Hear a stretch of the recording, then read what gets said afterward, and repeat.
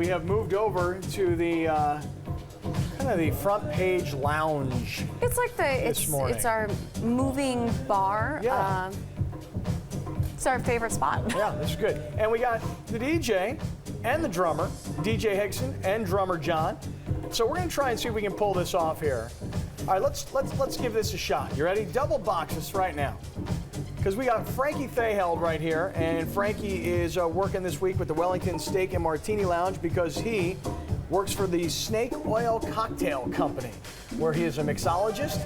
And we figure a little music simultaneously, Frankie, with a little liquid refreshment. Yeah. I feel like I'm in a nightclub right now. This is kind of... Yeah, it's an early morning night. Almost feel like I haven't slept or something, and the party's just still going on. All right, here we go. What are we making this morning? So we're going to make a couple cocktails that we're featuring at the Wellington Steakhouse, which Snake Oil and us partnered up with Wellington because they have their own garden, and it's amazing. They have their own garden out in La Mesa, and we love to use a lot of their fresh produce. I was just going to ask, because this is beautiful presentation. Is direct from their garden, goes into the cocktails, ends up in your mouth. It's kind of a fantastic thing. So we're going to make a drink called the Goldfinch in the Garden, which has a fresh verbena leaf, a little bit of fresh cucumber. I've already kind of got the muddle going on, extracting some of that oil. It's going to have a little bit of fresh orange and honey, and then a nice sampling of vodka as well.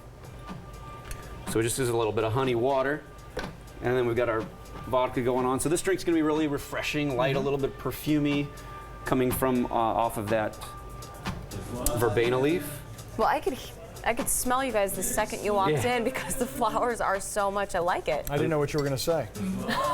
Told Frankie you could smell him when he walked in. Well, Frankie smells good too. I don't know if that was good news or bad news. No, he smells good too. Well, that's what I love about the Wellington. It's just that their food and drink program really work well together, and everything's just so fresh and beautiful. And they get some ice. Where is the Wellington? I've not been. I'd like to know a little bit more about it. I was able to say hello to the owners outside, and they seem like lovely people. And Mission Hills. Yeah. Mission Hills, just on Washington, just a little bit east of Goldfinch, which is kind of like that main Mission Hills little area. Cool, right on. And right adjacent to the Red Door, which is their sister restaurant. Oh, okay, all right, okay. It's kind of that sexy little supper club that's kind of right behind. Yeah. You take a secret door, almost like a speakeasy or something out of the Great Gatsby. All right, cool. So we got ourselves a lovely little concoction here. Nice. Let it sit a little low in the glass so we have plenty of room to show off our verbena. Oh, yes, We got some verbena blossom Very in there, nice. which is quite pretty. And there we go. And what do you do with that? You drink it. No. What do you do with the What do you do with this? Huh? What do you do with the Christmas tree that's in the drink? It's also to excite your olfactory senses Ooh, yeah. while you're enjoying your cocktail. Okay. All right, so we call it Booze and News. Let us have a second here to tell you that last night was the NBA draft. How is it? I like it. Yeah? It's very good. Very tasty? And actually, it's funny because I'm sniffing and I'm sipping. Yeah? And it's all over. All right, very it's really good. Last night was the NBA draft, and I got to be honest with you, I wasn't watching too much of it. I know your boyfriend made you watch a bunch of it, right? Yes, I watched the entire thing. But there were two local stories that I think are worthwhile mentioning. There's a guy who's from San Diego, played his high school basketball right here in San Diego. It was Horizon High, I believe it was. Horizon High. His name is Jeff Withey, but he was a player at the University of Kansas. And here he is. He's the big man right there, throwing it down. Put it down, big man. Boy, it would have been great to have him at San Diego State, but he wound up going to Kansas and played for a coach there named Bill Self. And look at what's going on here right now. We're talking about the NBA draft. We got bartenders making drinks. We got the DJ and the drummer over here keeping us rocking. And so this is the kid Withey who was drafted, and he was actually taken at number 39 overall by the Portland Trail Blazers. And shockingly, San Diego State's Jamal Franklin, who most people thought was a first-round draft choice, Jamal Franklin winds up going behind Jeff Withey, number 41 overall to the Memphis Grizzlies. And Jamal Franklin had an amazing career at San Diego State, but decided to come out early. There's a lot of people that think that he just doesn't have the right size or defensive skills or shot, even though you're going to see him hit a three-pointer right here. But Jamal Franklin Will he be the NBA's next Kawhi Leonard, or is that too much of a stretch because you're just comparing these guys because they played at the same school? Right.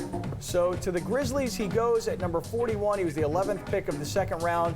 And boy, it would have been nice to see Jamal Franklin stay at San Diego State for one more year. Were you surprised that he did the second round? Well, there were a lot of people that thought he was going to go in the first round. Right, Some people right. thought he could go as high as 15. The New York Knicks liked him in the mid-20s.